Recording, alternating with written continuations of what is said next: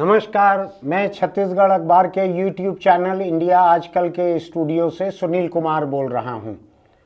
हमारे राजनीतिक विश्लेषक शशांक तिवारी के साथ आपके बीच मौजूद हूं। आज हम थोड़ी सी राजनीतिक चर्चा आगे बढ़ाने वाले हैं। विधानसभा के चुनाव तो निपट गए, सरकार बन गई, मंत्री बन गए, उनको विभाग आवंटित हो गए, अलग अलग विभागों में अलग अलग सचिव नियुक्त हो गए, जिलों में कलेक्टर 19 जिलों में कलेक्टर बदल गए, तो सब कुछ हो गया है। आईपीएस लोगों के, आईएफएस लोगों के तबादले बाकी हैं, वो भी हो जाएंगे। मैं कल एक अंतिम संस्कार में गया था। भूपेश बघेल जी के पिता अनंत कुमार बघेल का अंतिम संस्कार था। उनसे मेरा 30-40 साल पुराना परिचय था। वहाँ मुझको बहुत से लोग मिले, नए नए लोग, अनजान लोग मिले, जो आकर मुझको बोलते रहे कि आप लोग राजनीतिक चर्चा को आगे बढ़ाइए, छत्तीसगढ़ का इतिहास जो आप लोग बतला रहे थे वो बड़ा दिलचस्प था, उसको आगे बढ़ाइए। शव यात्रा के बीच में 2-2.5 घंटे में मुझको करीब 100 अनजाने लोगों ने आकर जब कहा तो लगा कि ठीक है, थोड़ी सी राजनीतिक चर्चा कर ली जाए, अगर लोगों की इतनी दिलचस्पी है तो। कल मैं कोई रिकॉर्ड कर भी नहीं पाया था किसी चीज़ को, वहाँ से लौटने में देर हो गई थी। तो आज आपके बीच हम एक खास मुद्दे पर चर्चा करने के लिए यहाँ मौजूद हैं। छत्तीसगढ़ में लोकसभा की 11 सीटें हैं। चुनाव की आचार संहिता मार्च के महीने में लग जाने की संभावना है। कुछ ही महीने बाकी हैं, जनवरी चल रहा है, जनवरी तकरीबन 1/3 निकल गया है। मार्च में आचार संहिता लग जाएगी, तब तक सरकार बस ठीक से बन ही पाएगी। अभी तक थोड़े धीमे रफ्तार से चल रही है।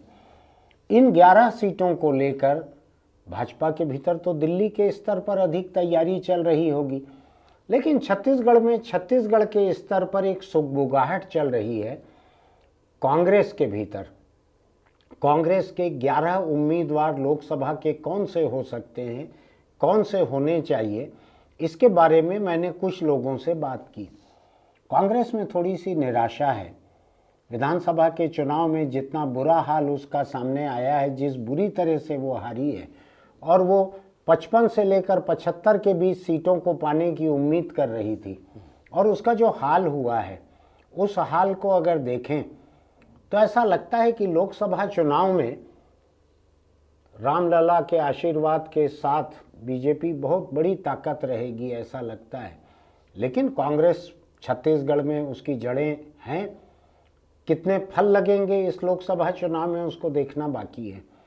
लेकिन इन 11 सीटों पर कांग्रेस के उम्मीदवार कौन कौन हो सकते हैं, इसकी चर्चा शशांक करते हैं। बिल्कुल। और एक एक सीट का थोड़ा सा इतिहास, जरा सा 1-1 मिनट में इतिहास में आपको बताने की कोशिश करता हूँ। सीटों का, लोकसभा सीटों का, इसकी शुरुआत छत्तीसगढ़ में होती है सरगुजा से।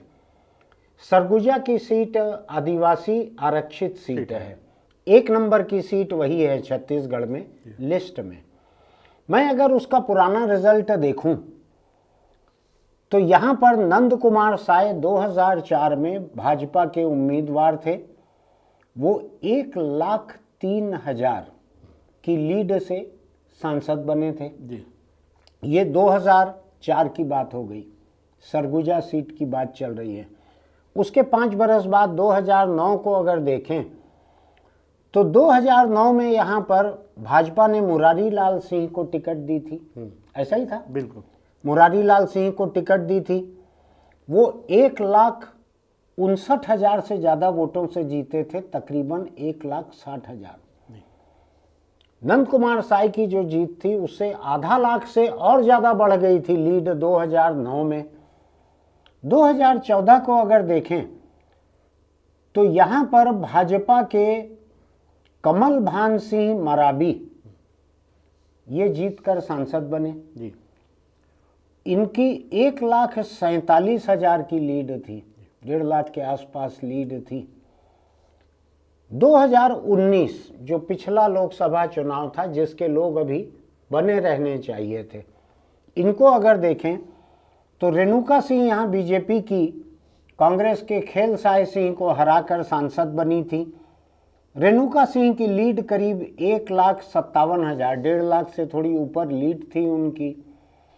वो केंद्र में राज्य मंत्री भी बनाई गई थी, लेकिन भाजपा ने कई राज्यों में अपने केंद्रीय मंत्रियों को, राज्य मंत्रियों को, इनको चुनाव लड़वाया विधानसभा का। रेणुका सिंह की बारी भी उसी में आई। ऐसा माना जाता है कि उनको चूंकि मंत्री नहीं बनाया गया है राज्य में, चर्चा उनके मुख्यमंत्री बनने की भी थी, उनको मंत्री भी नहीं बनाया गया है, हो सकता है उनको दोबारा लोकसभा का चुनाव लड़वाया जाए। ये स्थिति अभी तक की 2019 के चुनाव तक की भाजपा और कांग्रेस की है। वहाँ पर लीड जो है 1,03,000 से लेकर 1,59,000 तक, 1.5 लाख की लीड हर चुनाव में अभी तक रहते आई है। राज्य बना है तब से अभी तक। सीट अभी खाली है, क्योंकि रेणुका सिंह ने विधायक बनने के बाद वहाँ से इस्तीफा दे दिया था। अब हम एक चीज़ को और देखें, ये 2019 तक के आंकड़े हैं, लेकिन हम 2023 का अभी जो चुनाव निपटा है विधानसभा का, अगर हम सरगुजा लोकसभा सीट के भीतर की विधानसभा सीटों को अगर देखें तो 8 विधानसभा सीटें हैं जी। 3 जिले हैं, सरगुजा, सूरजपुर, बलरामपुर। यहाँ पर विधानसभा में बीजेपी की लीड जो है विधानसभा चुनाव में इस लोकसभा सीट पे 1,74,188 पहुंच गई, तकरीबन 1.25 लाख। ये सबसे ज़्यादा लीड है अभी तक की, अगर हम पहले के 4 लोकसभा चुनाव के आंकड़े देखें और अभी का ताज़ा विधानसभा का आंकड़ा देखें। ठीक है शशांक, आंकड़े हाँ, ये ठीक है एकदम। क्या स्थिति लगती है आपको अभी सरगुजा में? देखिए क्या है कि कांग्रेस ने तैयारी तो शुरू कर दी है, चुनाव समिति बना दी है। चुनाव समिति बनाई है मतलब टिकट मोटे तौर पर यहाँ चर्चा होती है। भाजपा में थोड़ा सा अलग रहता है। विधानसभा चुनाव की भी टिकट यहाँ तय नहीं हुई थी। चुनाव समिति की बैठक ही नहीं हुई, बाकी तो छोड़ दीजिए, औपचारिकता भी पूरी नहीं हुई थी। उस मामले में कांग्रेस थोड़ी सी बेहतर स्थिति में रही है विधानसभा के मामले में। लोकसभा में भी तैयारी शुरू कर दी। नाम के लिए या दिखावे के लिए तो यहाँ बैठक हुई, चर्चा भी शुरू हो गई है। आपको थोड़ा सा मैं पीछे ले जा रहा हूँ 2019 में। अच्छा, 2018 में कांग्रेस यहाँ से सारी सीटें जीती थी। सरगुजा लोकसभा की सारी सीटें कांग्रेस जीती थी, लेकिन लोकसभा हार गई थी सिर्फ 6 महीने के भीतर जो चुनाव हुए थे। तो इस बार जस्ट उसकी स्थिति है। इस बार भाजपा पूरी सीटें जीती हुई है, भाजपा के पास पूरी सीटें हैं और लोकसभा में मोदी का एक असर रहेगा, उम्मीद की जाती है जी। ये भी उम्मीद की जाती है कि पूरे देश में जी रामलला का एक आशीर्वाद भी भाजपा के साथ रहेगा, क्योंकि वही मंदिर को उठा रही है जी। और कांग्रेस पार्टी ने कल जो बयान जारी किया है जी। तो कांग्रेस के बड़े नेता, जिन 3 बड़े नेताओं को न्योता मिला था वो नहीं जा रहे हैं अयोध्या जी। तो उससे जो नुकसान हो सकता है कांग्रेस को होगा, भाजपा को कोई फायदा हो सकता है, तो रामलला का आशीर्वाद उनको मिलेगा। बिल्कुल।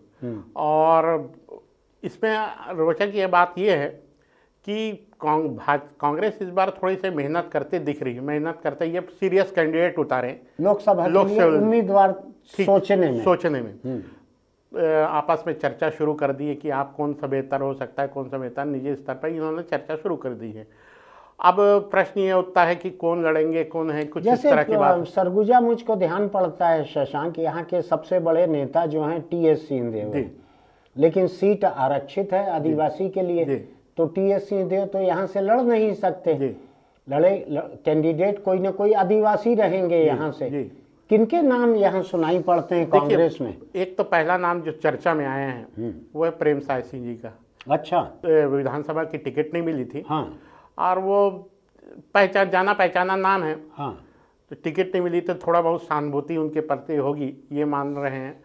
और लेकिन स्कूल शिक्षा मंत्री थे, स्कूल शिक्षा मंत्री रहते परफॉर्मेंस इतना खराब था कि मंत्रिमंडल से जब किसी एक को हटाने की जरूरत पड़ी, मोहन मरकाम को भीतर लेने के लिए, तो भूपेश बघेल के मंत्रिमंडल से अकेले मंत्री जिनको निकाला गया 5 साल में, वो प्रेम साय सिंह है। लेकिन वो पुराने नेता हैं, मध्य प्रदेश के जमाने दिग्विजय सिंह सरकार में मंत्री रहे हैं, जोगी सरकार में मंत्री रहे हैं। और क्षेत्र विशेष की बात ना करो तो अपन ये पूरा लोकसभा क्षेत्र रहता है 8 विधानसभा को कवर करने, तो जाना पहचाना नाम है। अब ये है कि वो भी बहुत ज़्यादा उत्सुक दिख नहीं रहे हैं कि अभी, क्योंकि टिकट कटने के बाद से काफ़ी नाराज थे। एक दूसरी चीज मुझको जो सुनाई पड़ी है शशांक जी, वो तमाम 11 सीटों पर लागू होने जा रही है। जी, वो ये है कि कांग्रेस पार्टी के भीतर एक सुगबुगाहट रायपुर से दिल्ली तक ये है जी, कि पार्टी के पास चुनाव लड़ने को बहुत पैसा नहीं रहने वाला है, जी, इसलिए वो ऐसे कुछ कैंडिडेट ढूंढना चाहती है जी, जो अपने घर का 15, 20, 25 करोड़ रुपए, चुनाव आयोग के लिए मैं ये बात नहीं कह रहा हूँ, हो सकता है इसका कोई सबूत कहीं न रहे, जी, वो तो चुनाव आयोग की जो सीमा रहेगी उसके भीतर कांग्रेस खर्च दिखाएगी, जी, लेकिन हकीकत में जो खर्च होता जी। है वो तो अभी विधानसभा में कुछ एक सीटों पे 15-20 करोड़ रुपए खर्च हुआ है, बहुत सीटों पे हुआ। जिसमें कि 40 लाख सीमा थी। जी, तो इस बात को समझने की जरूरत है कि कांग्रेस आज, मुझको कुछ जिम्मेदार लोगों ने रायपुर और दिल्ली में बातचीत में बताया है, पार्टी ऐसे उम्मीदवार छांट रही है जिनके जीत की संभावना तो रहे, लेकिन जो 10, 20, 25 करोड़ रुपए खर्च भी कर सके। जी, कांग्रेस का ये मानना है कि भाजपा के पास पैसे की कमी नहीं रहने वाली है, जी, इतना पैसा रहेगा उसके पास। देश में 75% दान अकेले भाजपा को मिला है। चुनावी बॉन्ड जो खरीदे गए उसका 75% हिस्सा शायद अकेले भाजपा के पास आया है। दुनिया की सबसे बड़ी पार्टी है, देश की सबसे संपन्न पार्टी है, देश के इतिहास में इतना पैसा किसी पार्टी के पास नहीं रहा। मोदी का नाम जुड़ा रहेगा लोकसभा चुनाव में। प्रधानमंत्री नरेंद्र मोदी को जीतकर सत्ता में आने के लिए ये चुनाव है। ऐसे में बीजेपी का खर्च बहुत रहेगा, घोषित अघोषित। ऐसा नहीं कि बीजेपी ही अघोषित खर्च करती है, कांग्रेस भी वही करेगी। जी, तो मुझको जो पता लगा है 10 करोड़ रुपया जो अपने घर से लगा सके, जी, इसको एक क्वालिफिकेशन मान रही है कांग्रेस। घर से यानी जो जुटा सके, जी, इसीलिए सबसे पहले प्रेम साय के ऊपर वो किया गया। इसलिए आप प्रेम साय को छांट जी, रहे हैं जी। कि स्कूल शिक्षा विभाग जो है जी, 5 बरस भूपेश बघेल के राज में, 4.25 बरस शायद ये 4.5 बरस मंत्री रहे, जी, इसी विभाग में सबसे ज्यादा भ्रष्टाचार की खबरें रही। जी। आप इसलिए इनको एक काबिल उम्मीदवार मान रहे हो। एक बड़ा कारण ये भी है, एक बड़ा कारण ये भी है जी, कि ये अगर लड़ेंगे तो इनके फंड के पास लिए बहुत फंड ज्यादा की कमी नहीं रहेगी, कमी नहीं रहेगी। यानी राजीव भवन में आके डेरा नहीं डालना पड़ेगा बिल्कुल। पैसे के जी। लिए, कुछ न कुछ पैसा होगा इनके पास, ऐसा लगता है आपको। अच्छा, प्रेम साय सिंह का नाम हो गया सरगुजा में, जी, और कोई नाम लग रहा जी, है? दूसरा नाम है जो वो है रामदेव राम। अच्छा, रामदेव राम एक बार लोकसभा चुनाव लड़ चुके हैं। हाँ, ये एक बार विधायक भी रहे हैं, हाँ। लुंड्रा से। अच्छा, इनके बड़े भाई प्रीतम राम, हाँ, ये लुंड्रा से अभी लड़े थे, एक बार 2 बार विधायक रहे हैं, हाँ, और वो हार गए थे अभी 2023 के चुनाव में, हाँ। लुंड्रा से। हाँ, रामदेव राम के बारे में बता दूं कि ये पहले प्रीतम राम की जगह रामदेव राम को ही पार्टी टिकट देना चाहती थी, अच्छा, तो इन्होंने मना कर दिया, मेरे बड़े भाई को लड़ाइए, ऐसा है। तो ये बड़े बहुत सरल और अच्छे व्यक्ति हैं, और स्वीकारिता भी इनकी है काफ़ी क्षेत्रों में। तो रुपया वो पैसा जुटा पाएंगे कि नहीं? रुपया पैसा तो उतना नहीं जुटा पाएंगे, लेकिन ये है कि उतने कमज़ोर भी नहीं है। ऐसा हाँ, मिल भी सकता है, मिल भी पैसा सकता कुछ। है। अच्छा, और जो तीसरा नाम जो आ रहा है हाँ, वो है अमरजीत भगत का। अच्छा, अमरजीत भगत पैसे के मामले में तो किसी से कम नहीं पड़ेंगे, बल्कि सबसे ज़्यादा पड़ेंगे, मजबूत हैं। अच्छा, अब इनके साथ समीकरण ये है कि ये उरांव आदिवासी समाज की उरांव बिरादरी से आते हैं भगत के, तो यहाँ उतने भगत कम हैं जो जशपुर में हैं, लेकिन जाना पहचाना नाम हाँ, है, जाना पहचाना नाम है। और पहली बार चुनाव हारे हैं। हाँ, 2003 से पहले 2023 तक लगातार जीतते रहे, पिछली बार ही हारे हैं। तो ये एक मजबूत उम्मीदवार हो मुझको सकते हैं। कल भाजपा। नंद कुमार बघेल जी के अंतिम संस्कार में मिल गए थे अमरजीत भगत, तो मैंने इनको याद भी दिलाया जी, कि जब काउंटिंग शुरू होने वाली थी उसके पहले दिन जी, हमारे एक वीडियो को देखकर आपने कहा था जी, कि भाई ये सुनील कुमार जी बोल रहे हैं कि इस बार दिवाली पे कई नेताओं ने मिठाई नहीं भेजी, तो उन्होंने अमरजीत भगत ने अपने पीए से फोन करवाया था, याद है ना जी आपको? बिल्कुल। कि मैं कल मिठाई लेकर आ रहा हूँ, मंत्री जी ने कहा है। तो मैंने अमरजीत भगत से ये कहा कल कि मंत्री जी यानी भूतपूर्व थे, लेकिन मैंने मंत्री जी कहा उनको कि आपने अपने पीए से फोन करवाया कि कल मिठाई पहुंचाओ सुनील जी को, और काउंटिंग में आप पिछड़ने लगे तो भूल गए आप, फिर आपने नहीं भेजी मिठाई।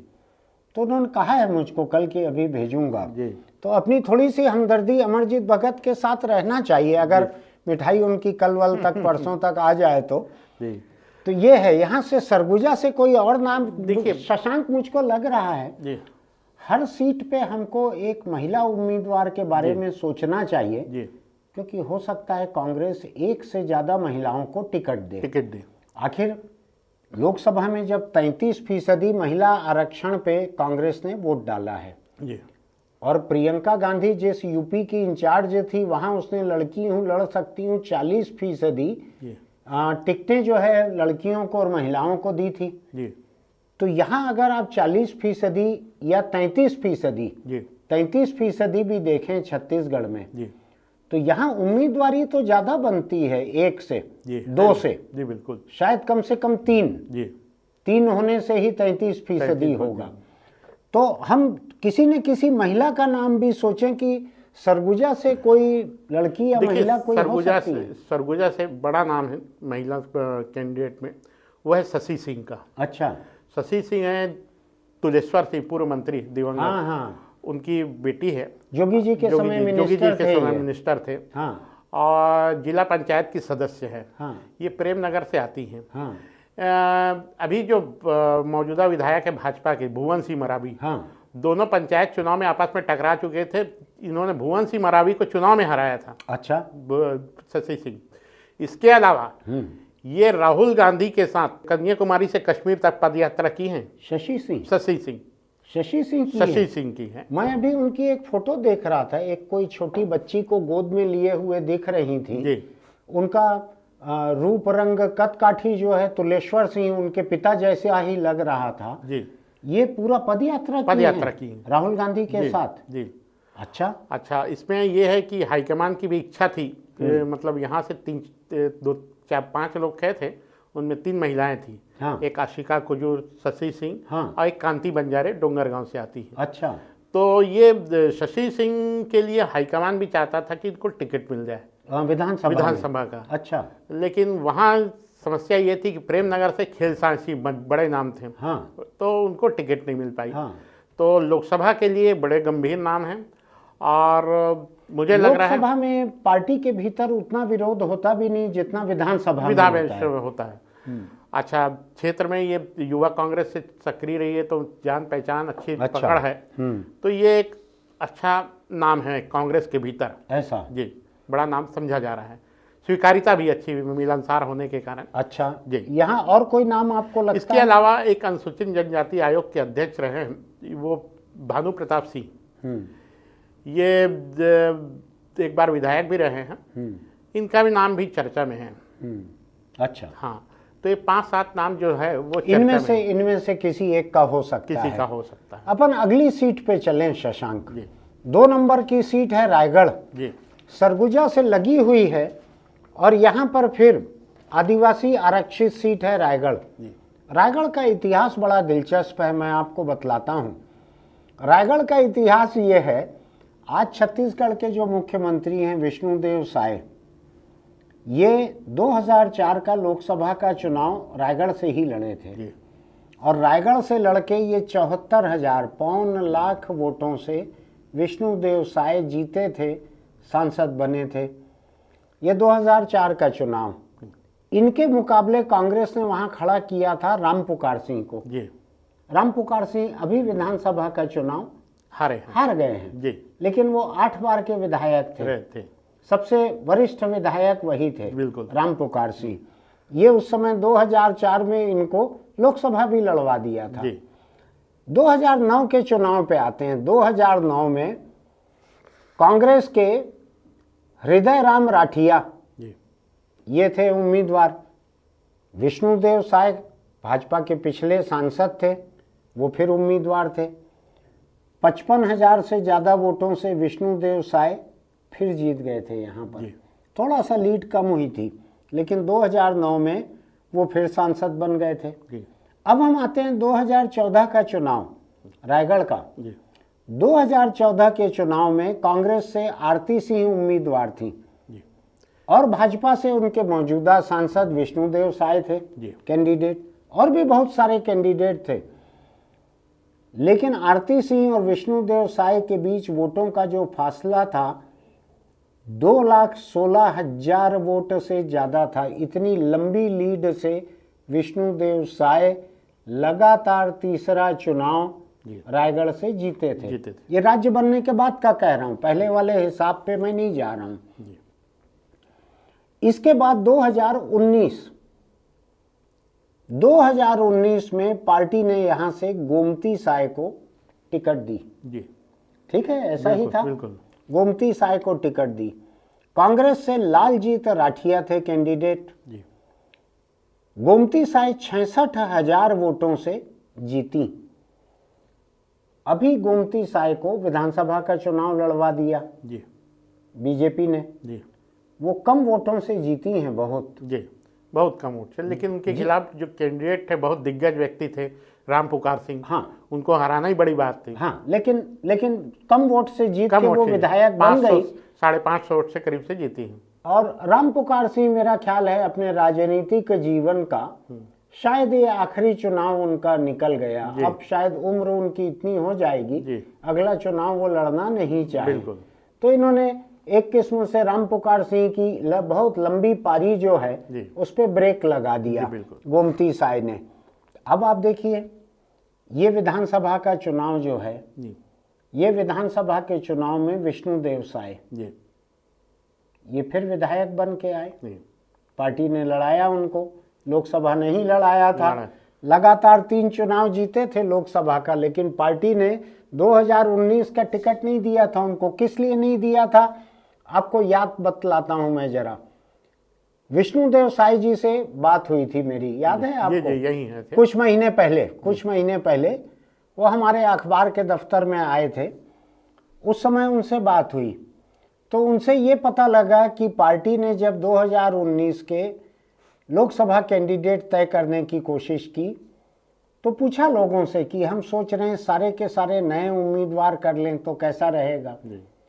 विष्णुदेव साय ने सबसे पहले समर्थन किया था अमित शाह की बात का और कहा था हाँ साहब कर लीजिए नए कैंडिडेट। उनकी टिकट खुद की कटने वाली थी उसमें, उस पैमाने में, उसी पैमाने पे लगातार 3 बार जीते हुए विष्णुदेव साय की टिकट कटी 2019 में। अब हम आ जाते हैं 2023 के विधानसभा चुनाव में, जो कि अभी हुए हैं और इसके 6 महीने के भीतर लोकसभा चुनाव होंगे। विधानसभा चुनाव के आंकड़ों को अगर देखें हम तो जैसा शशांक ने अभी कहा कि इसके पहले भी विधानसभा और लोकसभा के आंकड़े अलग अलग रहते हैं। ये आपने सरगुजा सीट का ही कहा था कि यहाँ विधानसभा चुनाव में सब सीटें कांग्रेस जीत गई थी और लोकसभा में वहां से भाजपा जीत गई। हम रायगढ़ की सीट की बात करें तो यहाँ पे अभी विधानसभा में कांग्रेस सब सीटों को मिला के, इस संसदीय सीट की सब सीटों को मिला के 42,720 वोटों से कांग्रेस यहाँ पीछे है भाजपा से। तो वो भाजपा से तो वैसे ही पीछे दिख रही है विधानसभा में भी। बिल्कुल, पहले तो विधानसभा में आगे रहती थी तो भी लोकसभा में मोदी के नाम के कारण पीछे हो जाती थी। अब जो है 42,000 से शशांक अभी पीछे है रायगढ़ में। और कांग्रेस ने पिछले चुनावों में राम पुकार सिंह को, हृदय राम राठिया को, आरती सिंह को, लालजीत सिंह राठिया को, इन सब को आजमाया हुआ है। क्या लगता है आपको इस बार 42,000 का गड्ढा है जो चुनाव की भाषा में कहते हैं कांग्रेस के लिए? पिछली बार परिस्थितियां ज्यादा अनुकूल थी कांग्रेस लोकसभा में इसलिए अनुकूल थी कि सारे विधानसभा सीटें कांग्रेस के पास ही थी। उसके बाद भी 66,000 वोट से लोकसभा हारी। सारी विधानसभा सीटें रायगढ़ की कांग्रेस के पास कांग्रेस थी, के पास सारी की सारी सीटें। अच्छा। तो उसके बाद भी उनको हार देखना पड़ा था। इस बार तो स्थिति बदली हुई है।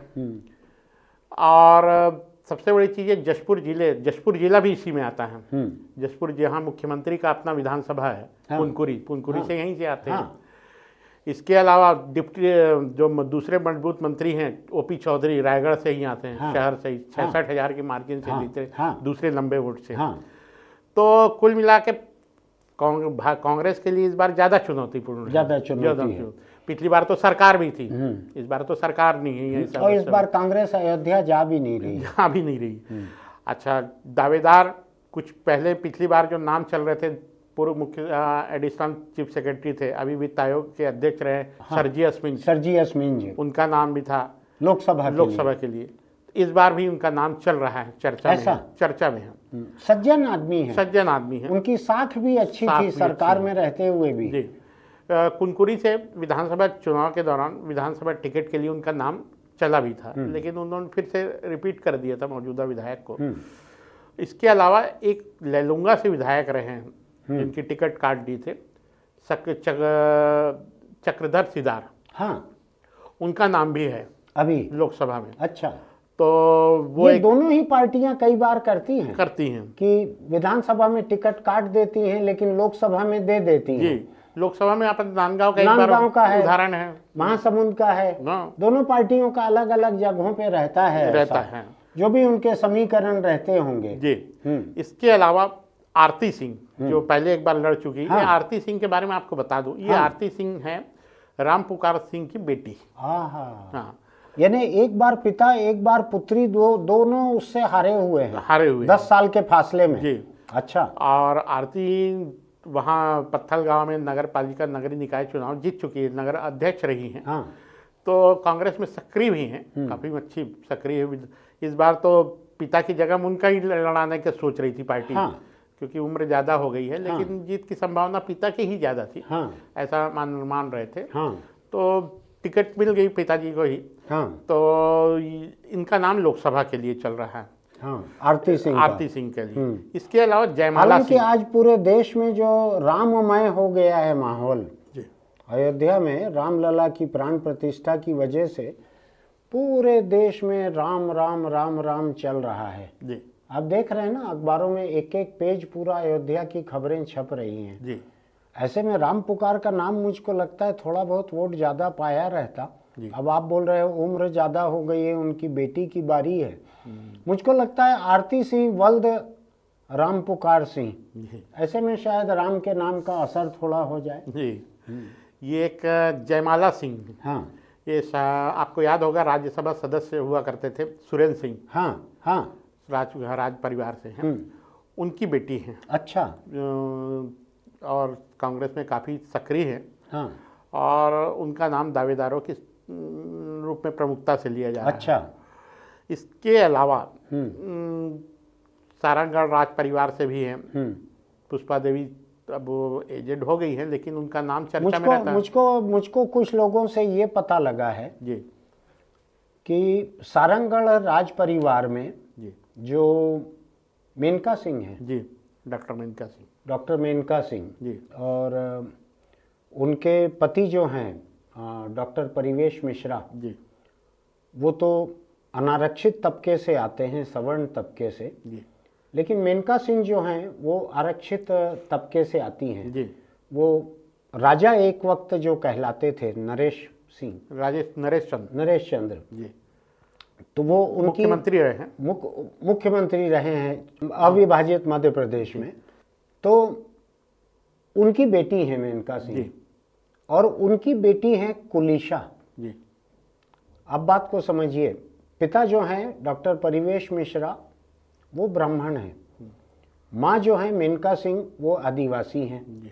कुलिशा जो हैं चूंकि माँ के परिवार में रह रही हैं, डॉक्टर परिवेश मिश्रा खुद भी आकर सारंगगढ़ राज परिवार में रह रहे हैं, जिसको घर दमाद भी कहते हैं, घर जमाई कहते हैं। ऐसे वो वहाँ पे रह रहे हैं। हमारे अखबार के लिए भी छत्तीसगढ़ के इतिहास पे बहुत सारे लेख लिखते हैं, बहुत अच्छे इतिहास लेखक हैं वो। उन्होंने पति पत्नी ने उस पूरे इलाके में आसपास स्वास्थ्य के लिए सरकार की योजनाएं जो हैं उनमें बहुत सारा काम किया है। जी उनकी बेटी है कुलिशा। जी आरक्षण के नियम ये कहते हैं कि अगर माता पिता में से एक आरक्षित वर्ग के हैं जी और बच्चे जो हैं उनके अगर उसी आरक्षित वर्ग के पालक के यहाँ रह के उन्हीं की संस्कृति में बड़े होते हैं, ये चूंकि अपनी माँ के ही परिवार में रहती हैं, तो माँ मौसी ये सब लोग जो हैं ये आदिवासी परिवार है सारंगढ़ का, वहीं पर रहती हैं कुलिशा। जी इसलिए कुलिशा को आरक्षण का एक फायदा मिलता है जी। और वो इस आरक्षित सीट से जी रायगढ़ से वो लड़ सकती हैं, चुनाव उनकी पात्रता है। जी दूसरा, मैं थोड़ा सा कुलिशा के बारे में जानता हूं इसलिए बतला दूं जी कि ये कांग्रेस पार्टी के कुछ एक फ्रंटल ऑर्गेनाइजेशन जो हैं जी। संगठन, शायद जवाहर बाल ट्रस्ट या ऐसा कोई एक है, जी ऐसे कुछ संगठनों में ये लंबे समय से काम कर रही हैं। ये तकरीबन पूर्णकालिक कार्यकर्ता की तरह काम कर रही हैं जी और देश भर में ये राहुल गांधी के साथ भी कम से कम कुछ हिस्सा तो भारत जोड़ो इन्होंने चला था। रहे बिल्कुल। और ये यूथ कांग्रेस के जो राष्ट्रीय अध्यक्ष हैं उनके साथ भी ये काम करती हैं। जी बी श्रीनिवास राव नाम है उनका। श्रीनिवास राव। तो ऐसा ये कई जगहों पर कांग्रेस संगठन में ये काम करते रही हैं। इस बात को समझने की जरूरत है। पार्टी संगठन में लंबे समय से सक्रिय हैं, दिल्ली में भी उनके संबंध हैं, जी परिवार भी पहचाना हुआ है कांग्रेस पार्टी का। जी तो अगर महिला का नाम आता है जी। कि महिला सीट है, महिला को देना है, जी तो उनका भी एक नाम हो सकता है, ऐसा मुझको लगता है। वो नौजवान कोटे में भी आ सकती आ है। सकती है। कम उम्र है उनकी, शायद मेरे ख्याल से 30 साल से कम उनकी उम्र होगी ऐसा लगता है। जी। वो हुआ ये था कि 2014 में हाँ। मेनका सिंह का नाम फाइनल हो गया था अच्छा। डॉक्टर, और 2-3 दिन प्रचार हुआ। हाँ। बीच में प्रचार में भी निकल गई थी। और इसी बीच पे 2 टिकट आपको याद होगा अंतिम समय में चेंज हुई थी। छाया वर्मा की जगह हाँ। सत्यनारायण शर्मा। हाँ। और वहाँ मेनका सिंह, डॉक्टर मेनका सिंह की टिकट चेंज हुई थी। हाँ। आरती सिंह को मिली थी। हाँ। तो ये इस तरह का हुआ है। ठीक ठीक। तो मेनका सिंह भी का भी नाम ये उस अपन तरह रायगढ़ है। की बात कर रहे जी। हैं। रायगढ़ में शशांक एक नाम और सुनाई पड़ता है, जी आशिका कुजूर है। हाँ, आशिका कुजूर है। हाँ, ये भी भारत जोड़ो आंदोलन में भारत जोड़ो यात्रा में राहुल गांधी के साथ रही, शशि के साथ। हाँ। शशि, आशिका और कांति बंजारे राजनांदगांव की। अच्छा। ये तीनों पद यात्रा में रही हैं। हाँ। साथ लंबी 3,000-3,500 किलोमीटर की यात्रा। हाँ, पूरे में रहे। पूरे में रहे। तो ये बहुत सक्रिय है ये भी। हाँ। और पार्टी को लेके गंभीर भी है। इस तरह ये के भी जो कम पदयात्रा उम्र हैं, है। ये भी कम उम्र की है। हाँ। तो इनकी भी संभावना है। और मेरा ये ख्याल है, नाम से ऐसा लगता है मुझको, आशिका कुजूर नाम से, कि ये आदिवासी से ईसाई बने हुए तबके का नाम है, ऐसा लगता है। जी। और इसके अलावा एक सुरेंद्र सिदार। हाँ। ये वैसे तो ठेकेदार हैं जिंदल के, उधर तमनार इलाके में सक्रिय हैं। जिंदल के फैक्ट्री का कुछ करते हैं काम ये। हाँ। हाँ। और ये विधानसभा टिकट भी चाह रहे थे लेकिन नहीं मिले। आर्थिक रूप से सक्षम है ये। अच्छा। कांग्रेस और जिंदल का काम अगर करते हैं तो जिंदल की ताकत भी इनके साथ रहेगी। वो भी चाहेंगे कि उनसे जुड़ा हुआ कोई व्यक्ति संसद तक पहुंच जाए। जो हम कह रहे थे, हर बड़े औद्योगिक घराने कोशिश करते हैं कि उनके कुछ लोग रहें संसद में, विधानसभा में। जी। लेकिन जो हम जो नाम की बात कर रहे हैं, कुलिशा की बात कर रहे हैं या आशिका कुजूर की बात कर रहे हैं, तो ये कम उम्र में आगे बढ़ी हुई युवतियां हैं ये। और पार्टी अगर कम उम्र के लोगों को टिकट देगी तो भी उनकी बारी आ सकती है, महिलाओं को टिकट देगी तो भी उनकी बारी आ सकती है। ये है। तो इसके बारे में इतने ही नाम हमारे पास हैं रायगढ़ के बारे में। अब हम किस सीट पे आए? हम रायगढ़, हम जांजगीर चांपा की बात करें। बिल्कुल। हाँ जी। जांजगीर चांपा के आंकड़े अगर मैं देखूं, जांजगीर चांपा के आंकड़े 2004 में डॉक्टर चरणदास महंत वहां से लड़े। करुणा शुक्ला बीजेपी में थी उस समय, आपको ध्यान होगा, बाद में वो कांग्रेस में आई, कांग्रेस से भी कुछ चुनाव उन्होंने लड़े थे, लेकिन 2004 का चुनाव उन्होंने जांजगीर चांपा सीट से लड़ा था। वहां चरणदास महंत को उन्होंने 11,329 वोटों से हराया था। उस चुनाव में बसपा को 51,000 वोट मिले थे, गोंडवाना को 22,000 वोट मिले थे। एक कोई हमीद वहां से लड़े थे इंडिपेंडेंट, उनको 13,000 वोट मिले थे। अन्य लोगों को 33,000 वोट मिले थे। कुल मिलाकर कांग्रेस के चरणदास महंत 2004 में वहां से 11,000 वोटों से हार गए थे। ये 2004 था। अगला चुनाव हम देखते हैं 2009। 2009 के चुनाव में शिव डहेरिया, ये कांग्रेस के कैंडिडेट थे। शिव डहेरिया वही जो अभी मंत्री थे भूपेश बघेल कैबिनेट में, आरंग से जो विधानसभा का चुनाव हारे हैं, ये वही शिव डहेरिया। ये 2008 में ये परिसीमन के बाद ये रिजर्व हो गई। तो चरणदास महंत जो हैं उनका वो आखिरी चुनाव हो सकता था वहां से। तो 2009 में रिजर्व सीट होने की वजह से महंत को दोबारा वहां से लड़ने का कोई काम ही नहीं था। तो 2009 में शिव डहरिया कांग्रेस के कैंडिडेट थे। कमला देवी पटले ये बीजेपी की कैंडिडेट थी। वहां पर 87,000 वोट से कमला देवी पटले जीती थी, 87,000 वोट से। लेकिन ये याद रखना जरूरी है 2009 के चुनाव में दाऊराम रत्नाकर छत्तीसगढ़ में बसपा का सबसे बड़ा चेहरा है, वो वहां से 1,75,000 वोट पाया था उन्होंने। 1,75,000 वोट उन्होंने पाए थे। तो वहां से शिव डहेरिया जो हैं वो 2,14,000 वोट पाने के बावजूद 87,000 से ज्यादा वोटों से हार गए थे। ये 2009 हुआ। अब 2014 में आते हैं। भाजपा ने अपनी मौजूदा सांसद को रिपीट किया था, कमला देवी पटले को। वहां से प्रेमचंद जायसी को कांग्रेस ने टिकट दी थी। हार जो है कांग्रेस की वहां बढ़कर 1,74,000 हो गई थी। 1,04,2 लाख वोटों से कांग्रेस हारी थी वहां पे। अब 2019 में आते हैं हम। तो 2019 में कांग्रेस ने वहां से टिकट दी रवि परसराम भारद्वाज। ये परसराम भारद्वाज जो प्रदेश कांग्रेस के अध्यक्ष रहे हुए हैं, सांसद रहे हुए हैं, ये उनके बेटे रवि परसराम भारद्वाज को कांग्रेस ने टिकट दी। भाजपा ने वहां से गुहाराम अजगल्ले को टिकट दी थी। ठीक है, गुहाराम अजगल्ले 82,000 से ज्यादा वोटों से जीत गए थे 2019 का चुनाव। मुझको क्यों याद पड़ रहा है कि गुहाराम अजगल्ले के बारे में आपने तारीफ में कोई बात कही थी, जो आप कम नेताओं की तारीफ करते हो, उसमें से इनके बारे में कुछ आपने तारीफ की थी अपनी चुनाव चर्चा के दौरान। ऑपरेशन दुर्योधन हुआ था। हाँ। जो केस फॉर वो विधायक सांसद सवाल पूछने के नाम से जो पैसे लिए थे, जिसमें प्रदीप गांधी की सदस्यता गई थी। सदस्यता गई थी। हाँ। तो पहले इसमें छत्तीसगढ़ के एक और सांसद बाल बच गए थे क्योंकि उनके घर स्टिंग ऑपरेटर लोगों की कार पहुंचते पहुंचते पंक्चर हो गई और वो सांसद वहां से ट्रेन से रायपुर के लिए निकल गए थे। तो वो बच गए उसमें। उनका नाम लेना ठीक नहीं है चूंकि बच गए थे। गुहाराम अजगल्ले से इन्होंने संपर्क किया था, जो टीम ने, स्टिंग ऑपरेशन करने वालों ने।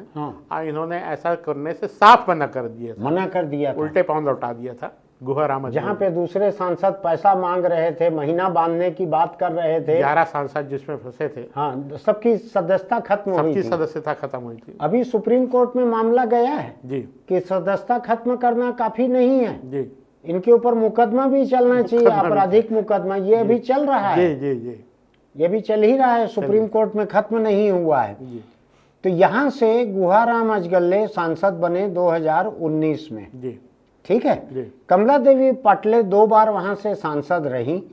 लेकिन 2019 में चूंकि 11 के 11 नए चेहरे लाना भाजपा ने तय किया था, इसलिए वहां से गुहाराम अजगल्ले सांसद बने, टिकट पाई उन्होंने, सांसद बने, 82,000 से जीते वो। जी 2023 का अगर चुनाव देखें, जी ये बड़ा दिलचस्प है शशांक। जी 2023 का चुनाव, जी जांजगीर चांपा लोकसभा सीट, जी चरणदास महंत का इलाका है जी ये इसी इलाके से विधानसभा का चुनाव जीत कर आए हैं जी चरणदास महंत, जी ऐसा ही है। जी यहां से कांग्रेस 78,000 से ज्यादा वोटों से आगे है।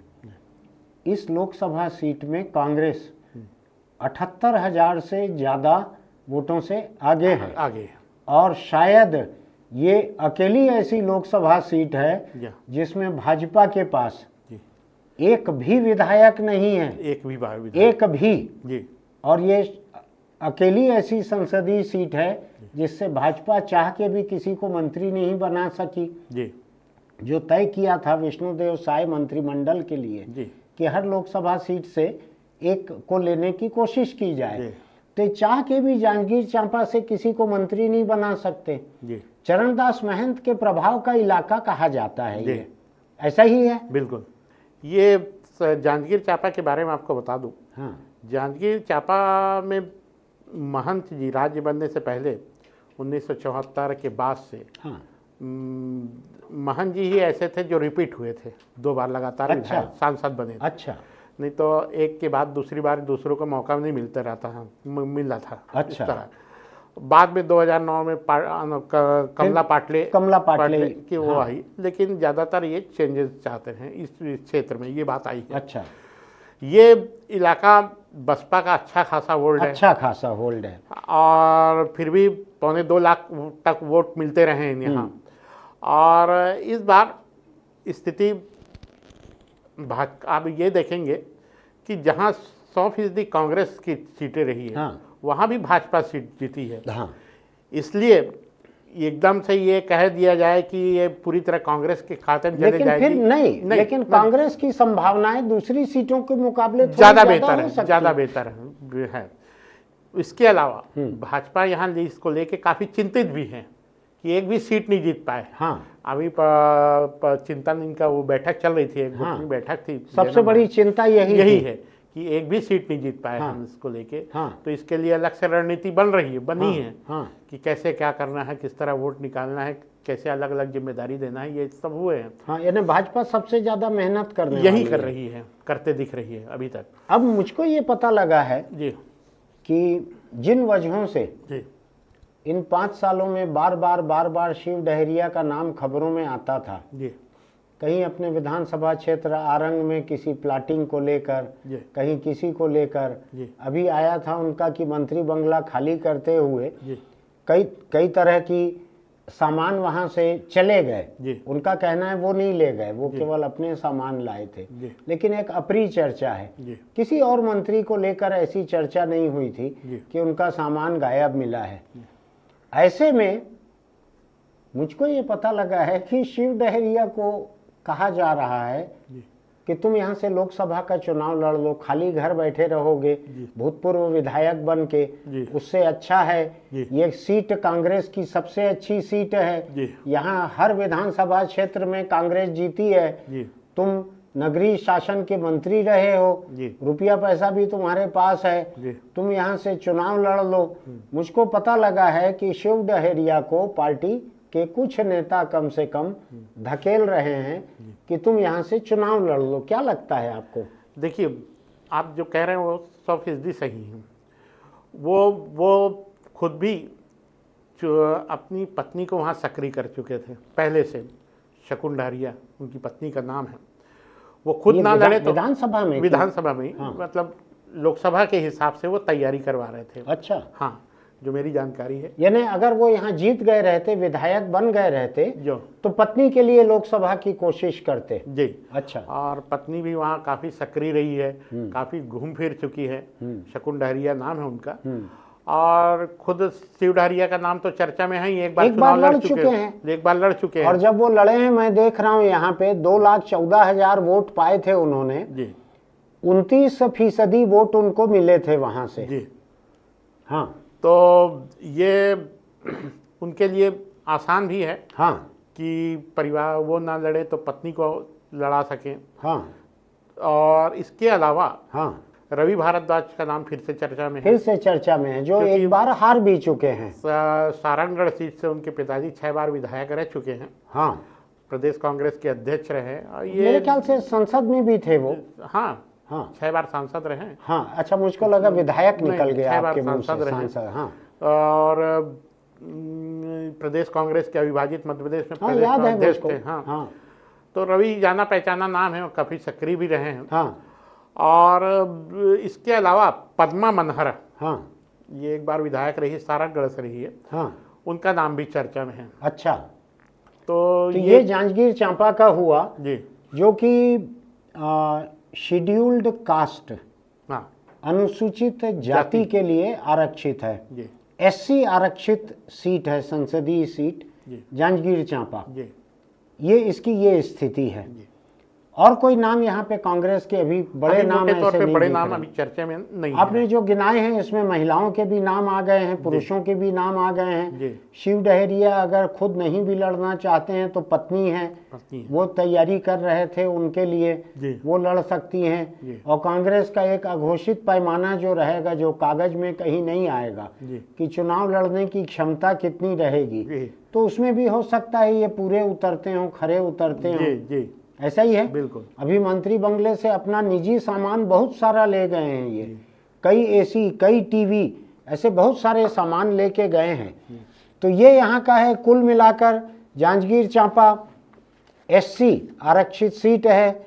यहाँ पर कांग्रेस ने सारी विधानसभा सीटों पे कब्जा किया हुआ है। बड़ी अनोखी बात है। जी शायद 11 में से अकेली ऐसी लोकसभा सीट है जी जहाँ से हर सीट कांग्रेस ने जीती है। विधानसभा में 78,000 से कांग्रेस आगे है। जी ठीक है। बिल्कुल। एक सीट की अपन चर्चा और कर लेते हैं शशांक। जी एक सीट की चर्चा कर लेते हैं, कोरबा।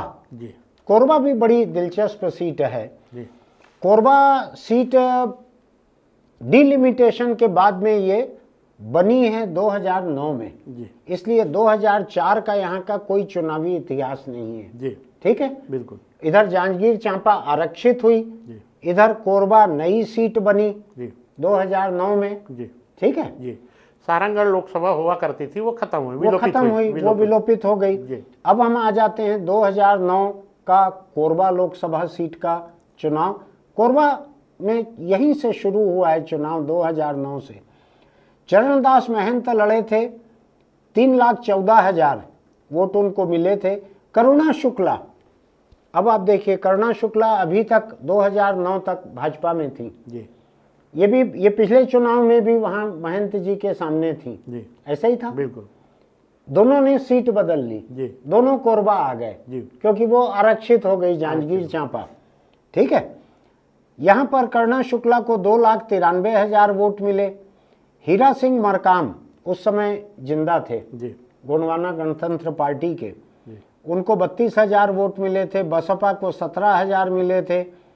एक इंडिपेंडेंट थे, 23,000 वोट मिले थे, शंभू प्रसाद शर्मा। जी वहां से कांग्रेस से चरणदास महंत 2009 में 20,700 वोटों से जीत गए थे। जी मेरे ख्याल से इस जीत के बाद ही केंद्र में इनको राज्य मंत्री बनाया गया था। जी ये कृषि राज्य मंत्री थे। जी उस समय रमन सिंह मुख्यमंत्री थे छत्तीसगढ़ के। जी कोई सम्मान पुरस्कार मिला था छत्तीसगढ़ को के राष्ट्रीय स्तर का। जी जी धान के उत्पादन में देश भर में सबसे अधिक बढ़ोतरी का सम्मान मिला था छत्तीसगढ़ को। जी उसको लेने के लिए मुख्यमंत्री यहाँ से गए थे, रमन सिंह। बिल्कुल। ये उस समय चरणदास महंत भी मनमोहन सिंह प्रधानमंत्री के साथ वहाँ पर थे मंच पर। जी ये याद आ रहा है मुझको। जी ऐसा ही था। बिल्कुल। ये 2009 का हुआ। अब हम 2014 में आ जाते हैं।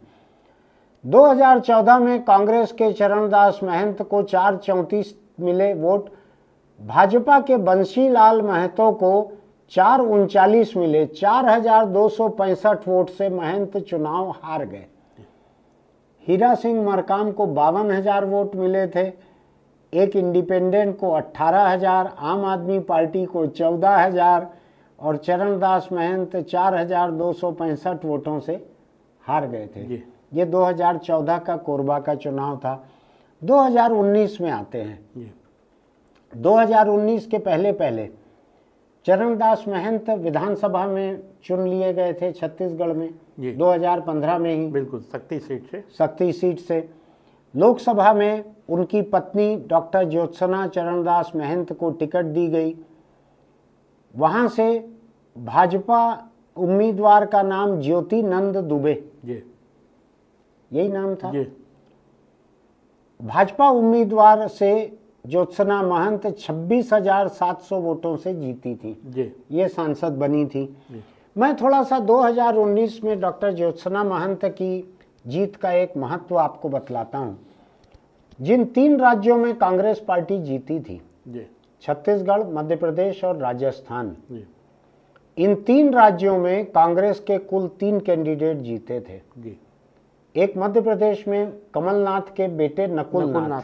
उनकी पुरानी पारिवारिक सीट। जागीर है वो, जी सीट तो कहना गलत जी, होगा, जी। मुझको लगता है 100-200 साल से कमलनाथ के ही पास में है छिंदवाड़ा। उनके बेटे नकुलनाथ वहां से जीते थे, सांसद बने थे। मध्य प्रदेश में इज्जत रह गई थी कांग्रेस की, 1 सीट मिली थी जी कांग्रेस को। जी छत्तीसगढ़ में मध्य प्रदेश से बहुत कम सीटें हैं, वहाँ 29 हैं, यहाँ 11 हैं। जी लेकिन यहाँ पर 2 सीटें मिली थी कांग्रेस को। एक ज्योत्सना महंत की सीट थी, एक बस्तर से दीपक बैज जीते थे। जी ठीक कह रहा हूँ मैं? बिल्कुल। ये 2 सीटें, 3 राज्यों में छत्तीसगढ़ से 2, मध्य प्रदेश से 1, राजस्थान से 0। इस बात को समझिए, राजस्थान से 0 जी लोकसभा सीटें थी। 3 राज्यों की 65 सीटें होती हैं। जी इन 65 सीटों में 3 सीटें जीती थी कांग्रेस। एक कमलनाथ के बेटे नकुलनाथ, एक चरणदास महंत की पत्नी ज्योत्सना महंत और एक बस्तर सीट से दीपक बैज। कुल 3 लोग जीते थे। इनका महत्व इसलिए भी दिल्ली में गिना जाता है जी कि ऐसी विपरीत परिस्थिति में 2019 में जब मोदी नाम की एक सुनामी आई हुई थी चुनाव में, उस वक्त कुल 3 लोग जीते थे कांग्रेस के, 65 में से 3, एक महिला, एक आदिवासी, एक सामान्य सीट के वहां से नकुलनाथ। ऐसे 3 लोग थे, ये जीते थे कुल।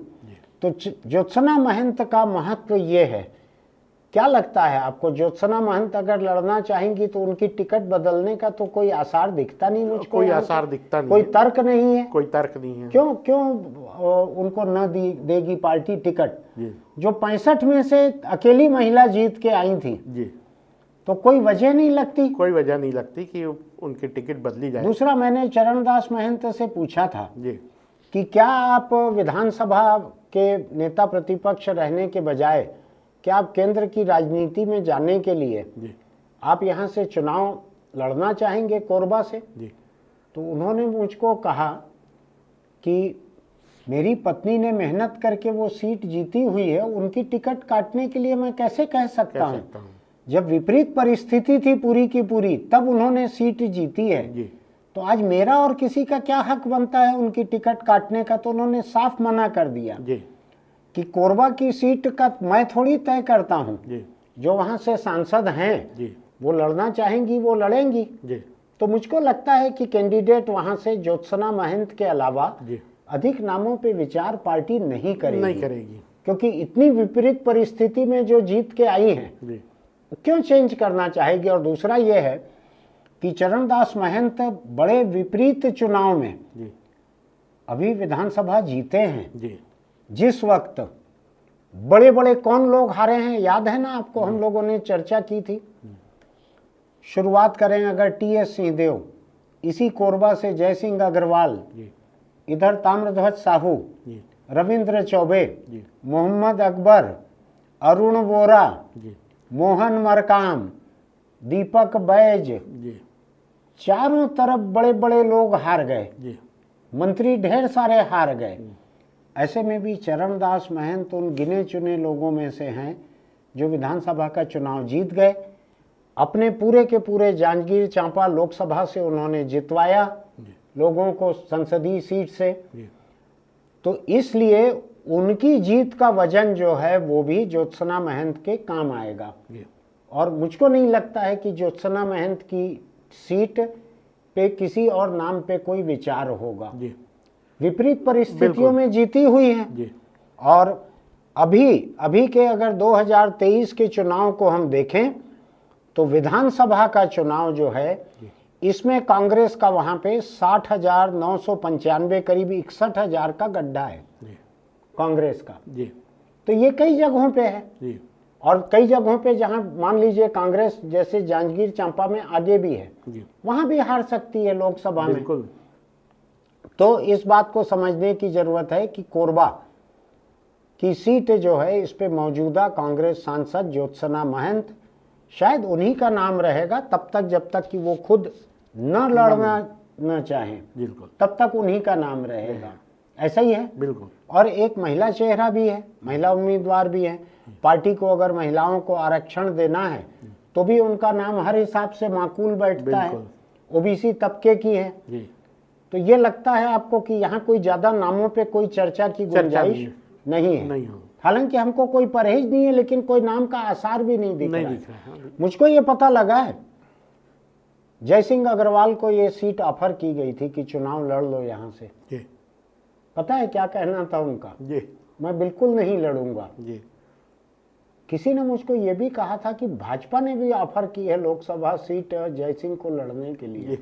मुझको नहीं मालूम ये सच है कि नहीं है, लेकिन ऐसी एक चर्चा थी। जी आपको एक और दिलचस्प बात बताऊं क्या मैं? जी हाँ, जी जो हमने अखबार में अभी तक नहीं छापी है, मैं यहीं पे कह सकता हूँ जी उस बात को। जी ये बात शायद पहली बार सामने आएगी कि किसी ने, मैं नाम शायद ना बतलाऊं, किसी ने टीएस सिंहदेव को कहा कि आप कोरबा लोकसभा से लड़ लो।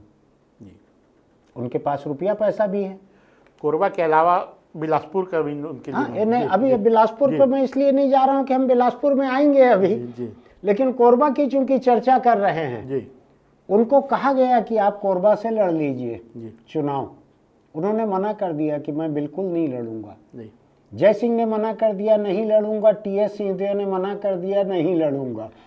देखिए इनका टीएस सिंहदेव एक बार बैकुंठपुर से लड़ चुके हैं। हाँ अभी कोरबा लोकसभा का हिस्सा है, हाँ, तो अच्छा क्षेत्र में काफ़ी सक्रिय भी रहे हैं। सक्रिय भी रहे हैं। और यदि एकदम ना चाहे ज्योत्सना महंत तो ही उनके लिए संभावना बनती है, या वो खुद चाहें तो, क्योंकि नहीं, दोनों के मुझको ये पता लगा है कि ज्योत्सना महंत ने चुनाव लड़ने से बिल्कुल मना नहीं किया है। जी वो चुनाव लड़ना चाहती हैं, जी ये मुझको पता लगा है। जी और कोई वजह नहीं है कि पार्टी उनकी टिकट काटने के बारे में सोचे। लेकिन कुछ लोगों ने टीएस सिंहदेव को कहा आप कोरबा से लड़ लीजिए, उन्होंने मना कर दिया। जयसिंह को कहा गया, जयसिंह ने मना कर दिया।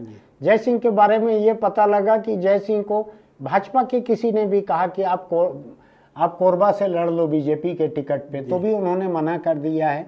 ऐसा अभी तो पता लगा है, आगे क्या होता है मुझको देखिए विधानसभा चुनाव में हाँ इस बार जिस हिसाब से बेतहाशा पैसा खर्च हुआ है, हाँ उसको लेके कई उम्मीदवार लोकसभा चुनाव को लेके डर गए हैं। हाँ कि लोकसभा में तो उसके मुकाबले कई गुना ज्यादा हाँ, खर्च कि अगर होगा। कमाया भी होगा 5 साल 10 साल 15 साल में, जी तो किसी चुनाव में झोंकने के लिए थोड़ी कमाया है। जिंदा भी तो रहना है और आने वाली पीढ़ियों के लिए छोड़ के भी जाना है। जी ऐसा ही है। एक निगम अध्यक्ष को टिकट मिली, हाँ। तो उनके बारे में यही कहा जा रहा है हाँ। कि वो अपना सारा जमा पूंजी वहाँ खर्च कर चुके खर्च कर चुके हैं और रिजल्ट भी अनुकूल नहीं आए और कर्ज में आ गए हैं। कर्ज में भी आ गए। कर्ज में भी आ गए हैं। बड़ी दिलचस्प बात है। किसी ने मेरे को कहा, मैं नहीं जानता ये बात सच है या नहीं है, लेकिन किसी ने मुझको कहा कि भ्रष्टाचार का बहुत सारा पैसा जो लोग कमाए हुए थे, जी उनका पूरा पैसा इस चुनाव में निकल गया, जी विधानसभा के चुनाव में। मैं नहीं जानता है सच है कि नहीं, मेरे पास किसी के भ्रष्टाचार के सबूत भी नहीं है। जी चलिए 4 सीटें हम कोरबा तक पहुंचे हैं। कल मैं और शशांक आपके सामने फिर मौजूद रहेंगे, एक बार फिर संघर्ष करेंगे कि बची 7 सीटों को कल हम खत्म कर दें। लेकिन किस्सा कहानी कहाँ तक पहुँचेगी मुझको मालूम नहीं है। हालांकि कल मुझको जितने लोग मिले उन्होंने कहा कि आपके किस्से कहानी बहुत दिलचस्प रहते हैं, हमको बहुत सारी बातें पहली बार उन्हीं से पता लगती हैं। ऐसा कहा है लोगों ने। वो मुझको पहचानते नहीं हैं तो झूठ कहा होगा ऐसा नहीं लगता है। हम फिर मिलेंगे कल ही हम बात करेंगे यहाँ पर बैठकर बाकी सीटों के बारे में। आपको अगर हमारी ये बातचीत अच्छी लगती है तो इस चैनल को सब्सक्राइब कीजिएगा, नोटिफिकेशन की बटन दबाइएगा। दिन भर मैसेज नहीं मिलेगा, कुल 1 या 2 मैसेज, अधिकतर तो 1। आपको ये अच्छा लगता है तो इसको लाइक कीजिएगा, टिप्पणी कीजिएगा। आपको पसंद आए तो अपने दोस्तों को भी भेजिएगा। हम कोई आपत्तिजनक बात करते नहीं हैं तो कोई आपको गाली नहीं देंगे कि क्या उटपटांग भेज दिया है। और हाँ, चलते चलते एक छोटी सी आपको अपील है आपसे। मैं रोज़ देख रहा हूँ, रोज़ सड़कों पर मोटरसाइकिलें टकरा रही है, लोग मर रहे हैं। एक एक्सीडेंट ऐसा नहीं दिखता जिसमें किसी ने हेलमेट लगाया होगा, एक भी नहीं दिखता। सब बिना हेलमेट के रहते हैं। तो मैं आपको ये सलाह देना चाहता हूँ कि जब भी दोपहिया चलाएं, शहर के भीतर, शहर के बाहर, जहाँ भी, हेलमेट लगा कर रखें। हेलमेट का बेल्ट भी बांध कर रखें, नहीं तो कोल्ड ड्रिंक की बोतल के ढक्कन की तरह हेलमेट गिरेगा, दूर जाकर एक्सीडेंट होगा तो। और हाँ, अगर चौपहिए पर चलते हैं तो सीट बेल्ट लगा कर रखिए। मोबाइल फ़ोन को कान पे ऐसा लगा के कुछ लोग ऐसे चलाते हैं टू व्हीलर, ये काम मत कीजिए। अपनी ज़िंदगी को बचाइए। ज़िंदगी बची रहेगी तो मोबाइल फ़ोन तो है ही, बाद में बात कर लेना घर पहुंचकर। फिर मिलते हैं।